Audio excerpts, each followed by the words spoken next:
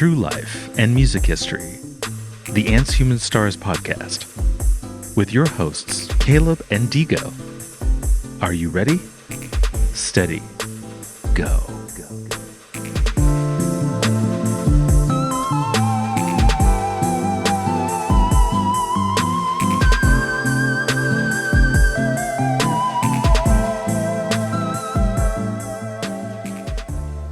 Well, although I'm dying to talk about Scream. I know. And what's it called?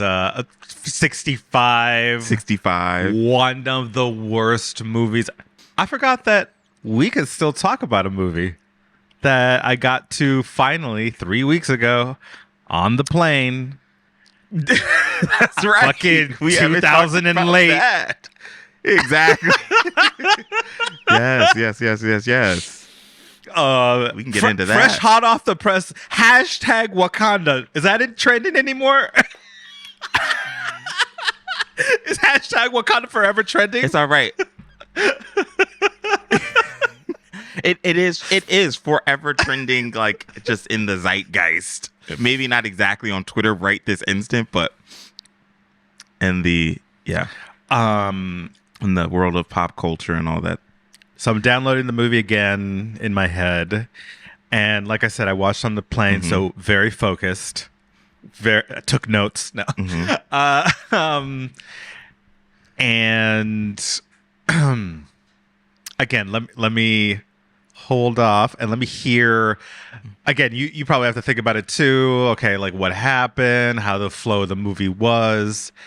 So I've seen this movie now 3 times, and I have discussed it like in depth with people several times. So I already know like okay, this is how I feel about it, and these are my thoughts and whatnot. I mean, even though we obviously lost the main character, in real life, that I still had full confidence in them being able to execute a movie. Like, just figure it out. I know it's difficult, but not impossible. I mean, I have faith. This is me before I watched it, but I have faith you guys can put something together and get it. As far as how they dealt with the plot of losing the main character and then making this movie. Yeah. Okay, I mean, at the beginning, I liked how they just got into it. Like, they didn't build it.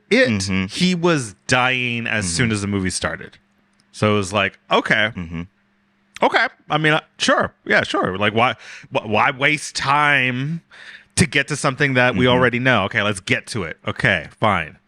And similar death too. He didn't die in he didn't die in a battle. He died like he died in real life. Okay.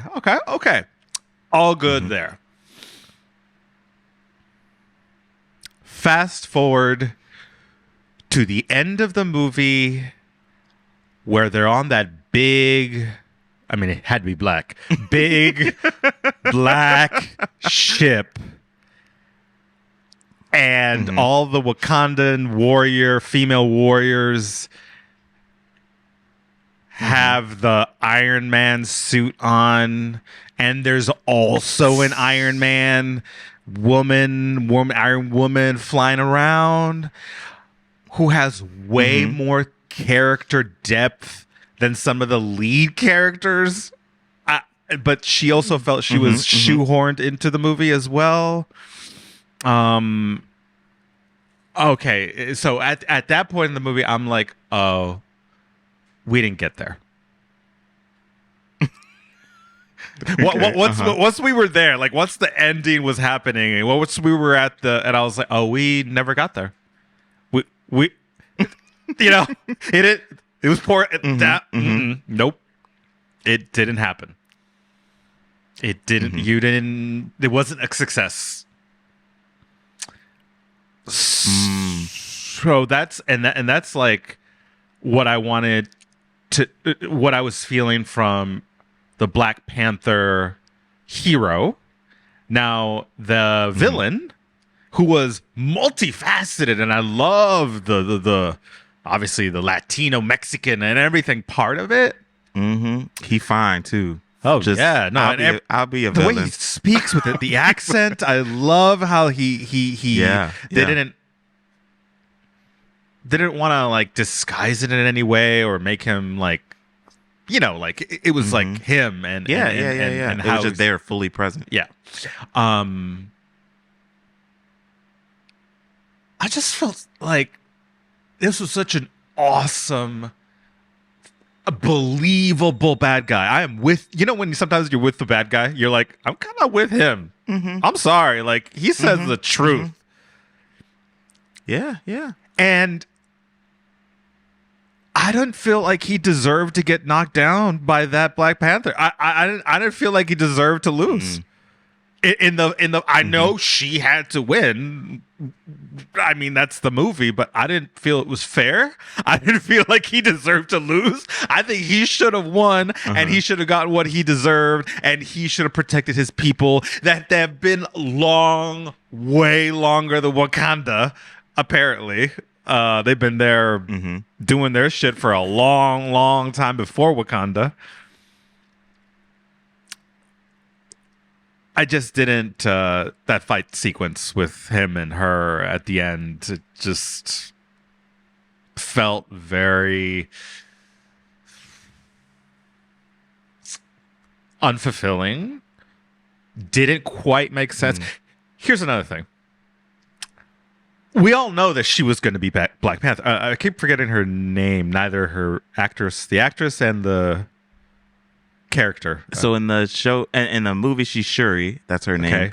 And her real name in real life is Letitia Wright. Okay. Miss Wright. Like, we know she's going to be the Black Panther. I mean, like, of course, this is obvious. We come in knowing this.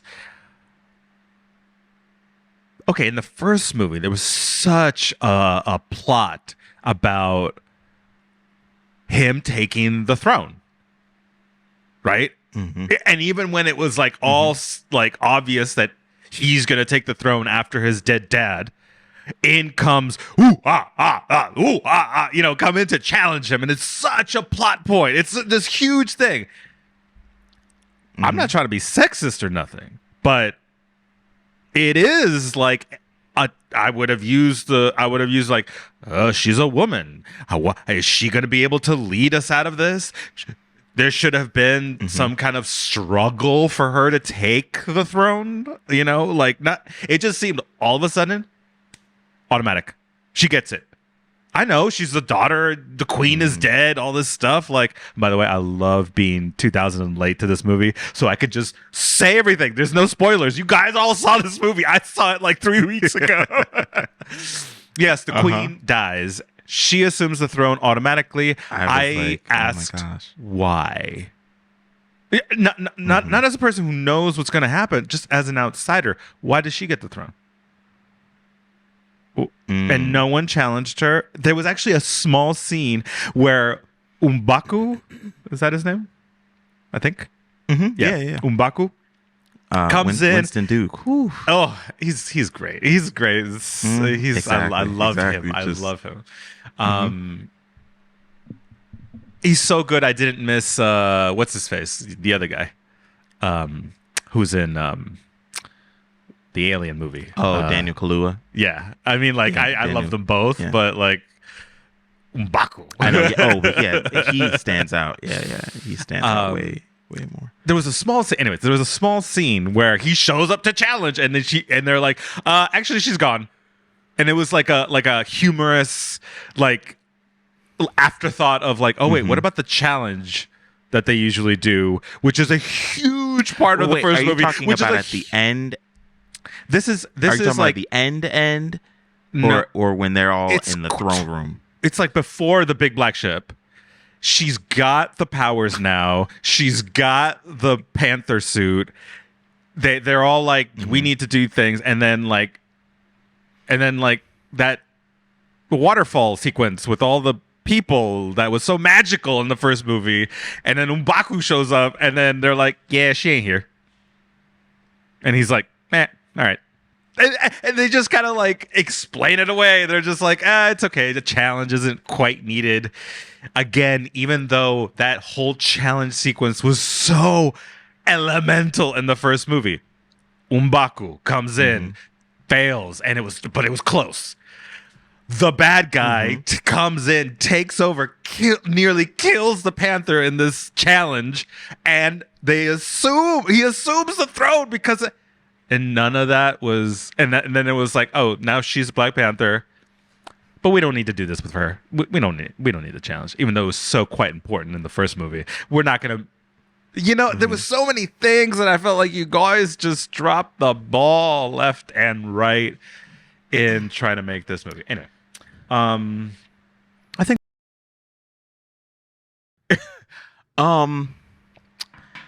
okay, we're gonna start with all those things. I understand. I can kind of see where you're coming from, where like the big fight scene at the end was a little, if I'm honest, was a little like underwhelming. I think I give it a pass because this movie was so much more than just an action movie. Both these movies and even before Wakanda Forever came out, Black Panther stood out from all these other Marvel movies because it had way more depth than all the rest of them. The rest of them are just typical superhero movies. There's a bad guy, there's a good guy, they're fighting, yada yada. There was just much more depth and realism brought to that movie. So with that said, this movie for me again had that there was so much more depth and realism that I was like, it was okay that this fight scene didn't reach the level that I would have liked or the level of the previous movie. So for me, the whole film is really a lesson on how to deal with grief from all different perspectives. And I thought it was done beautifully. So from Shuri's perspective of, you've lost your brother, then you lose your mother, then, it's not like she necessarily even wanted the throne. So she's not in this position. It's not like she's like power hungry. She's just like, I'm just trying to figure out my life. Like, what the heck is going on? And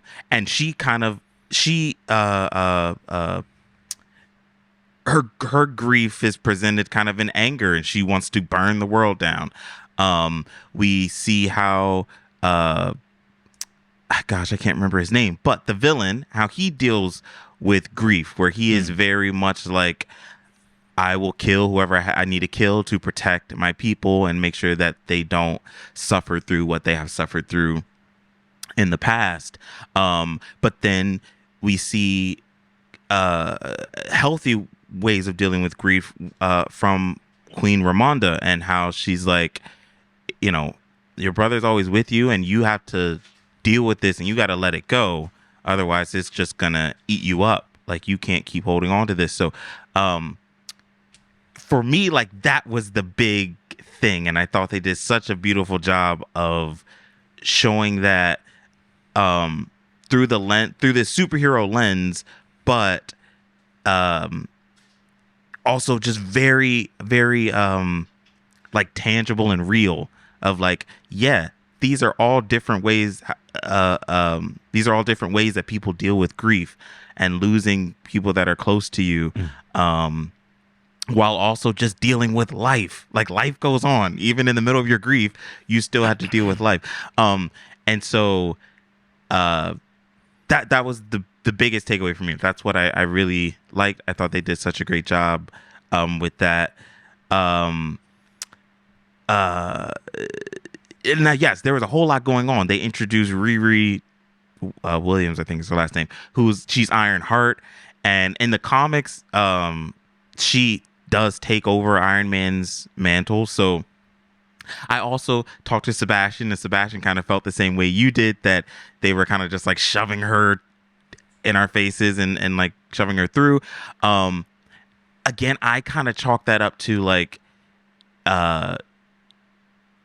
Disney has a direction they're trying to go, and you can clearly see that they're trying to introduce all these new younger characters, and so they're like, get them in. I thought it was kind of well done. I did think it was well done. I liked her. I thought the actor who played her was great. There's clearly a whole lot more to explore with the character. She's getting her own show on Disney Plus. But yeah, that was cool. I loved all the different representation with the that Mexican, what is it? How do you say it? Is it Mesoamerican or the Mexican American representation? Because they were kind of from that area that like.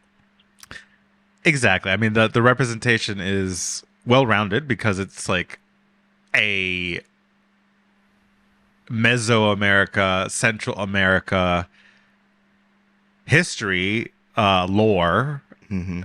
Of indigenous people, plus the actors, of course, are Mexican and Central American. I don't know how many countries they used. The lead actor, I don't know where he's from. Yeah, he is Mexican. And I'm pretty sure. So like we're getting Mexican from the actors, and then sort of indigenous lore that mixed with Black Panther. Not everything that was presented is like obviously. Yeah. Well, I don't want to use real because, like, what's real? I mean, like, but but I get what you're saying. Yeah. So Namor is actually in the comics. Namor is the first. This was the first time a Marvel movie has used the word mutant. Even though, frick. I remember that. What's the Olsen girl? Elizabeth Olsen, her character. Oh, yeah. She is technically, that was their first introduction to mutants. But at the time when she was introduced. I'm so blown away that she's an Olsen. I know, right?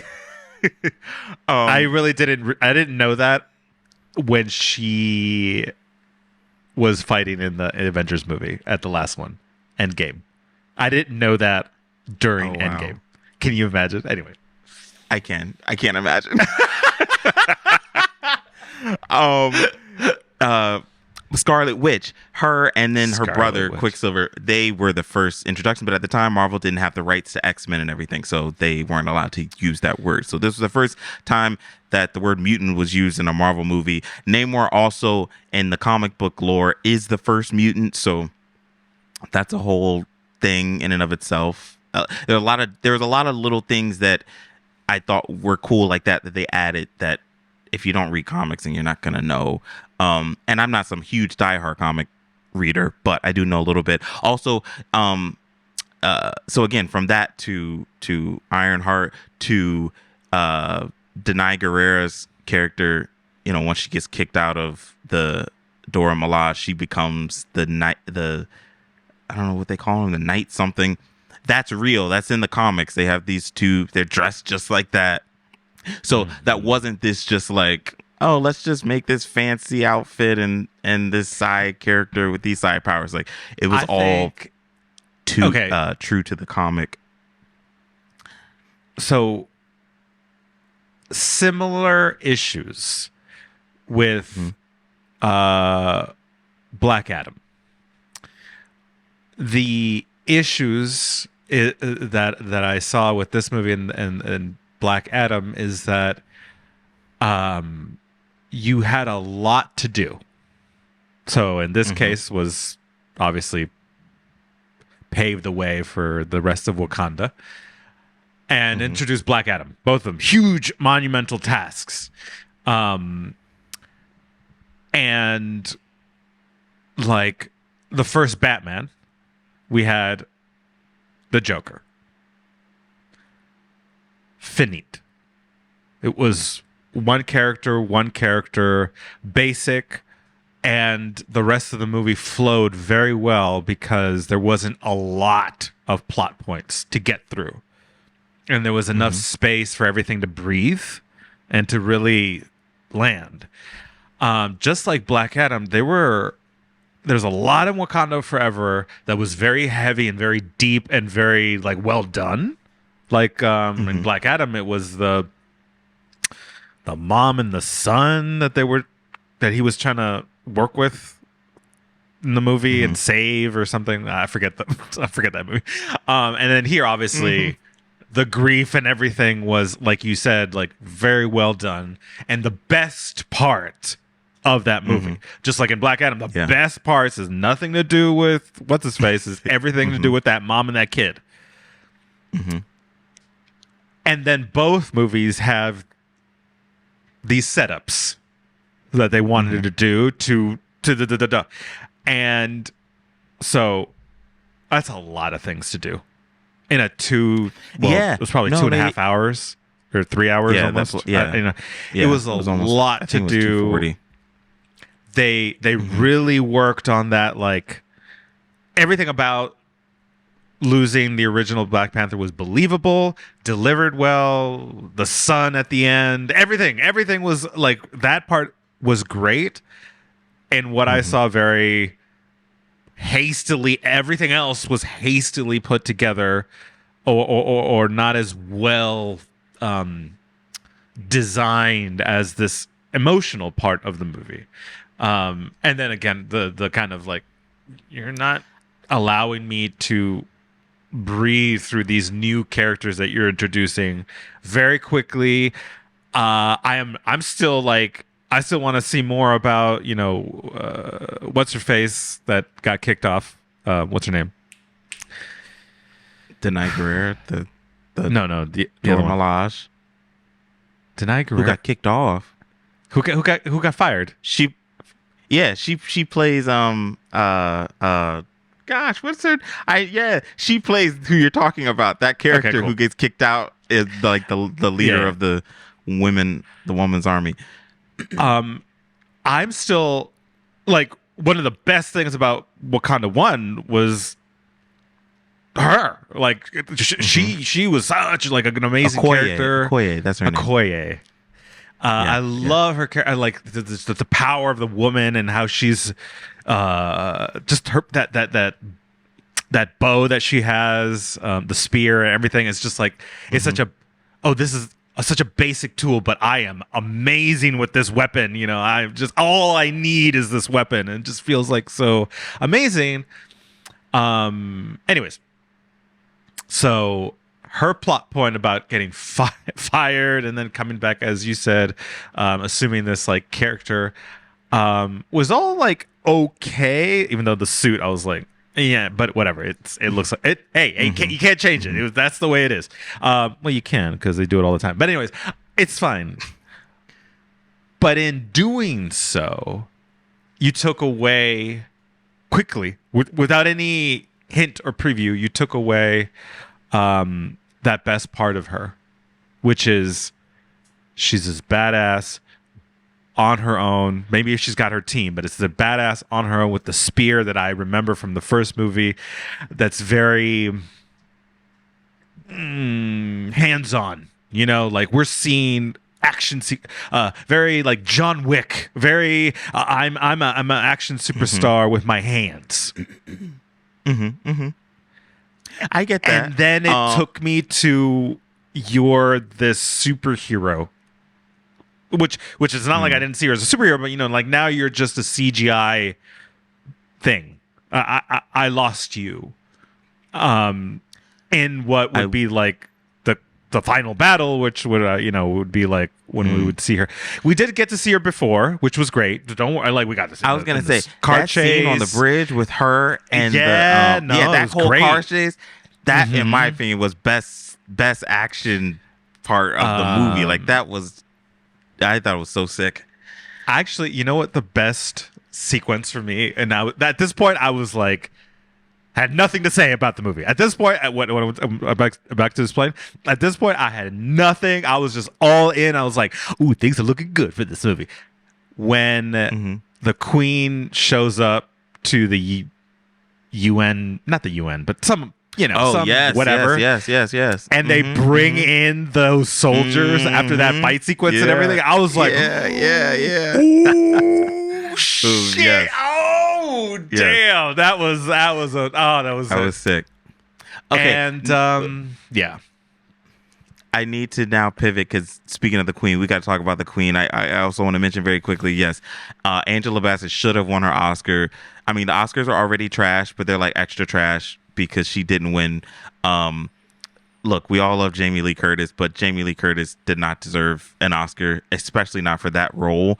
Everything Everywhere All at Once was my favorite movie of last year, but Jamie Lee Curtis's role was like the least or the most forgettable, the least memorable of it. If they were going to give it to somebody from the movie, they should have given it to Stephanie Hsu, who played the daughter. But with that said, no one else had a better performance than Angela Bassett. And the scene for me, which they showed a clip of it as her like scene when they're showing the previews of the nominees before they announce who won. When she's in the throne room and she's firing Okoye and she says, "Have I not given everything?" I don't know about you or anyone else. That's true. I remember that scene. I felt that, and I say that honestly from this perspective of like, yeah, I watch movies and a lot of times you feel the or I should say for me, a lot of times I felt like the emotion of like sadness or like, oh, that was so sweet or that was so cute. But this was in this moment of like, oh, I feel this woman's pain, like as if she's real. Like, cause for a split second, I was like, no, don't fire her. Exactly. Like, exactly. Like, on one end, you're like, you can't fire her. Don't. She's fine. She's right. Yes, exactly. Let her go find the warrior. Shuri. She's Okoye. totally like, who else would do it? And then comes in Angela Bassett, and she's like, no, it's like this, and you're like, oh, it is like that. And the way she broke it down of like, yeah, I just lost my son. I've lost my husband. You've lost my daughter. The last living, like, immediate relative I have.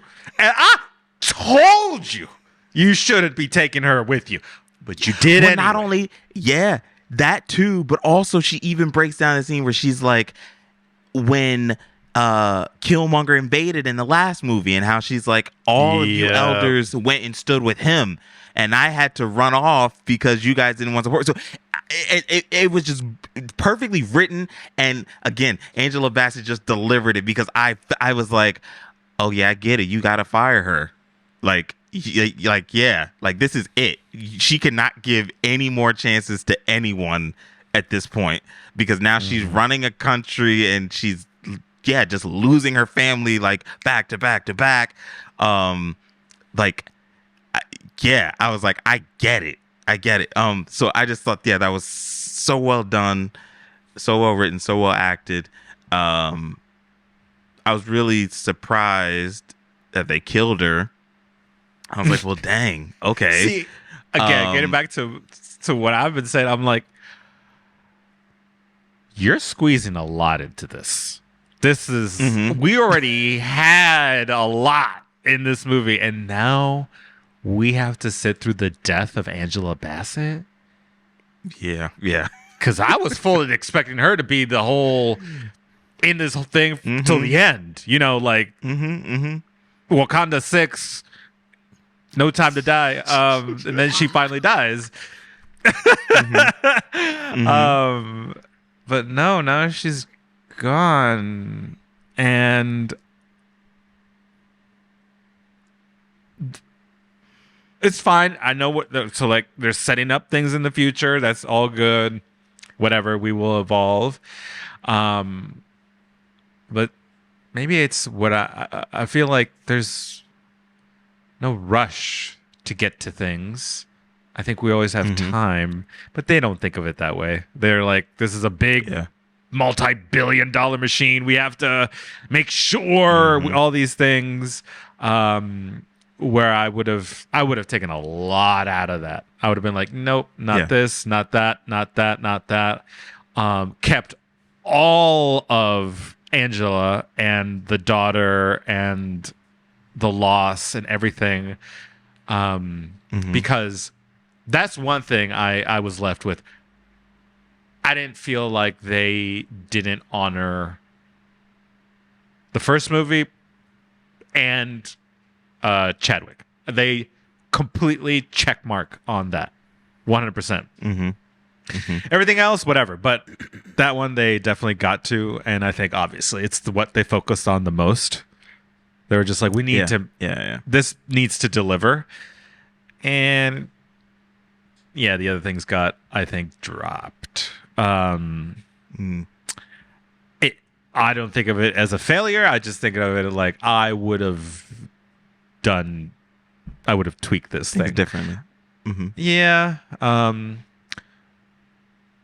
Probably just have kept because the way the bad guy comes into this felt right as well. I didn't feel like, okay, now we need a bad guy. Like it seemed like it came very it made sense. It just made sense. And that's why Wakanda is getting to the world. The world knows about their metal. That metal is now a problem. And then introduce other people that use the metal. Wait, what? There's other people. It's like, everything was like, okay, we're coming together nicely, neatly here. And see, they do a good job of that because, like you said, how you were like feeling like I kind of agree with him. It was the same thing with Black Panther 1 with Killmonger. Like it was a whole lot he was saying where it was like I kind of agree with him, and I think that agree with him. I think that's just a testament to Ryan and then the writers that these villains don't just like you said, they don't just feel like, oh, we need a villain, so let's put somebody in here. Like it very much fits, and then also again, it's not so good and evil, good and bad, right and wrong. Like it's very much like, okay, there's nuance to all of this, and yeah, I feel like as a watcher, you are then asking yourself the question, like, how would I feel about this if I was like, should we kill this girl? Because I mean, like, on one hand, you don't want to kill the girl, but then you're like, but I kind of understand his, what's the word? Like, I understand him being so adamant about, I'm eliminating any threat. Like, we're not even going to play around with this, with, possibly hurting my people, yada, yada. So, and I think that's good. Like, again, that's what separates them from a lot of majority of the other Marvel films, because it really is giving you these questions to ask yourself that usually you would go to a dramatic movie or like a thriller to be asking these questions. You don't go to a superhero movie thinking about like, well, how would I handle this situation? Would I be on the bad guy's side or whatnot? So. By the way, did these guys suffer the blip or no? They did. But now everybody's back. And I don't remember them addressing that underwater. They didn't, but you know what? I'm glad. I'm kind of glad. I'm glad they didn't. Because like, I asked this because like every Marvel movie since has been let's deal with the trauma of the blip and like blah blah blah blah blah and like what do we, etc. I mean, I haven't seen the latest Ant-Man, but I'm sure they still talk about it. I'm sure, but I'm kind of glad they didn't, because everybody's been like, I'm just like, this movie had another focus. We have to deal with the death of a superhero. Like, that has to be a focus. Like, yeah. So, I don't mind that they didn't address it. So overall, what's your 1 out of 10? It's a 7. It's like I'm not in love with it. I could rewatch it, but I'd rather watch the first one. Another thing, so I gave it like a 8.5. Another thing that I actually appreciated about this was, and not many sequels can do this, but I appreciate that you can't even compare this with the first movie. And not because this movie was bad, but literally just because they're two different movies. Like, you just can't. Which, again, I actually really like. I like that because that's what we were all going into it like, so how's this stack up? But then I remember distinctly, for me, I just left feeling like, oh, like I have my feelings about that movie, but like you can't even compare. Like they're just two completely different films. And to be clear, I don't even I mean, there's lots of action sequences in the first one, big scenes, but I'm not sold on CGI sequences. That's not how I'm won over. I prefer the movie to gel together well is the best thing. I don't need any action sequences. But if we're gonna straight compare just action to action, it's comparable. It's now, yes, on that, it's the same. Getting specific, yeah. I'm not. I didn't need the army final thing, even though we got it right. Like we got it. I didn't. There's always seems to be an army against an army, and then whatever. That's one thing that happened. I didn't necessarily think we needed to. I would have been like, why don't they just fight? Like just the Black Panther and that's it. Like they don't need to get their whole armies up in arms. That would have been cool. But they call him Cuckoo Clan. Is that what he said? The Serpent King. I love how he was like, I'm gonna take care of him. He threw M'Baku so far. Just boom. He was like, he's like, I haven't been hit like that. And it was also terrifying that I felt the terror of the Wakandans being like, wait, we're not all powerful? What? Right. I thought we ran this. So that's the thing. This, I don't know if I was reading it or I was listening to somebody. This is a setup now for, well, he said it in the movie. That's right. Like when the world tries to come for Wakanda, they're going to be like, well, we need the next superpower, which is the superpower that no one knows about. Because clearly in this world now, the United States specifically is like, we want what you have. Hey, do you remember Alexandria? Okay, there's a scene. Yeah, and I'm like, could be. Yeah, I know.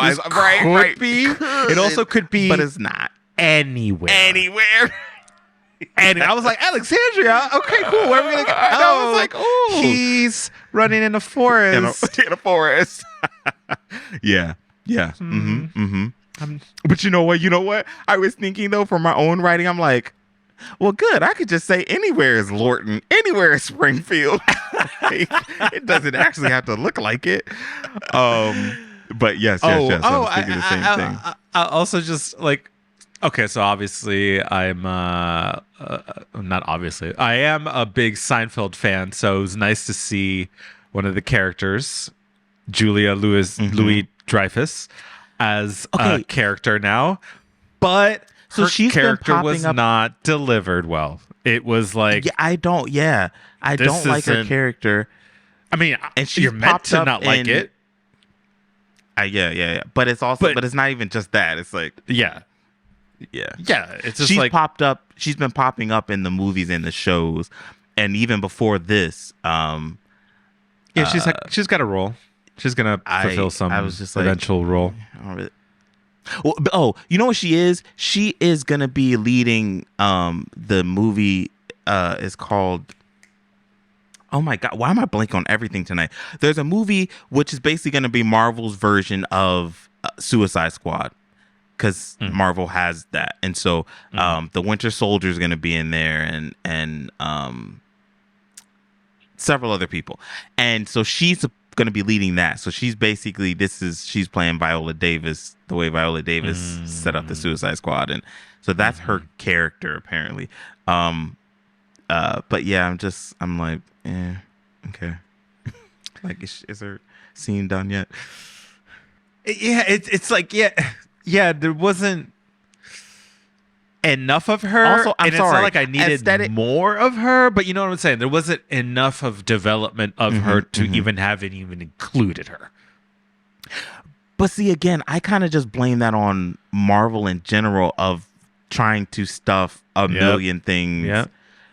Like they're trying, what I feel like right now is happening is they're like, we just got to hurry up and get to like the next end game. And so we got to stuff all these characters, all these new characters in and whatnot. And so, could we have seen more? Of course. Well, no, but I think I just kind of blame, like, that's the Marvel train. Some of the issues was there was not enough, but most of the issues that I saw was you put in too much in here. You could have cut half an hour out of this movie, and it would have been tight. It would have been good. And from my perspective, they would have cut even some action sequences. I would have been like, don't need it. I do I want to say how I do appreciate that they fleshed out the villain, Namor. Like, is it? I like that they, just thought they did a very good job of like fleshing out his character, and it didn't feel rushed and didn't feel like it was too much for me. It was just the right amount. And yeah. So I'm interested to see where they take that character, and they'll kill him off in the next movie.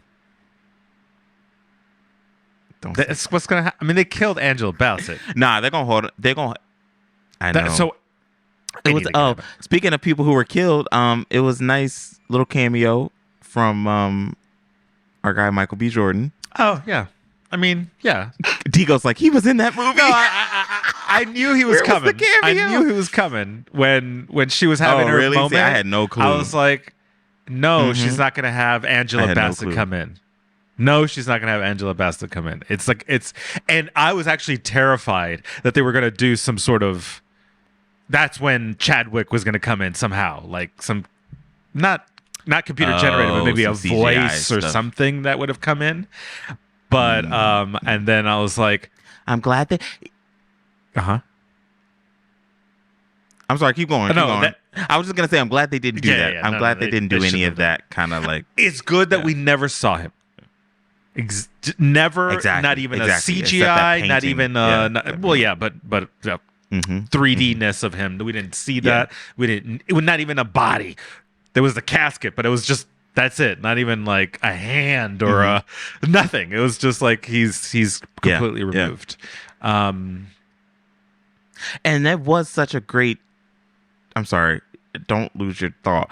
I just want to say it was a great tribute. Like, the movie they did such a good job of like honoring him in such a genuine way. Even in the beginning, where all Marvel movies start and they flip through and show all the different scenes as Marvel is coming on screen. Yeah, and it was all him. Like, and it's just silent. Like, I just thought that was beautiful. So I did think that they did such a nice job. It wasn't overkill, but it was also like, let's recognize that like this dude forever will be, until the end of time, like he will be synonymous with Black Panther. So let's not do a quick and loving memory of Chadwick. But also it wasn't like I said, I didn't think it wasn't overdone. It was just, even the last scene at the end where Shuri was thinking back to them, and it's like scenes of them like hugging or whatnot and smiling. It was just nice. It was very nice. Thanks for listening to the Ants, Human Stars podcast with Caleb and Digo. Stay connected and get updates about new episodes by visiting our website, antshumanstars.com, and by subscribing wherever you listen to podcasts. If you enjoyed this podcast, please leave us a positive rating and review, and share about us with your community on social media. Thanks, y'all. We really appreciate it.